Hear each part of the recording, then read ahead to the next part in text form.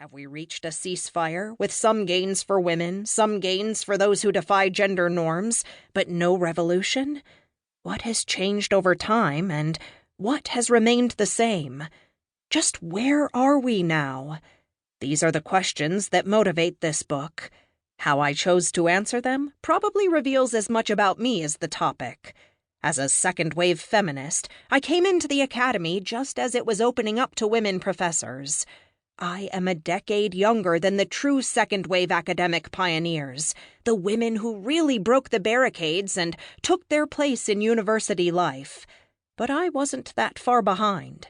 Sociology fascinated me from my very first course as an undergraduate, when I was still planning to be a professional flutist, because it helped me understand my life and the constraints I felt as a woman coming of age in the 1970s.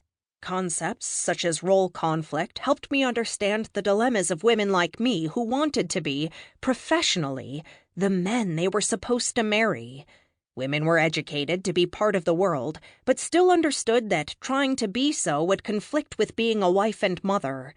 Many of the professional women before me felt they had to choose and remained childless. Other women were pushed out of the labor force when their jobs would not accommodate pregnancy or child-rearing.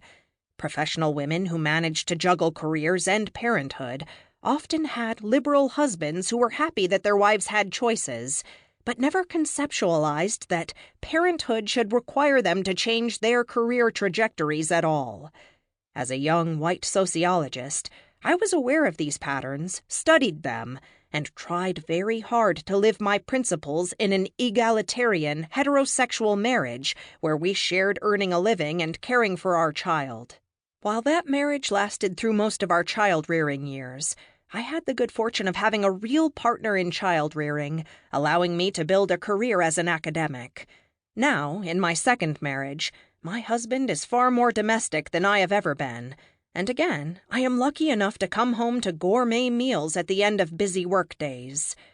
I describe how my life story had led to my interest in gender inequality because I want to openly acknowledge that I write from a particular standpoint. Every writer, every scientist, and every social scientist conceptualizes the world from their life circumstances. It is important for every author to reflect on how their everyday experiences influence their work. Such reflexivity comes natural to me as a sociologist. I am interested in gender inequality because my life has been shaped by trying to escape the constraints of the sexism of the 20th century. I came of age during the women's movement, and a driving force in my life has been to understand gender inequality because I know we cannot change something unless we understand how it operates.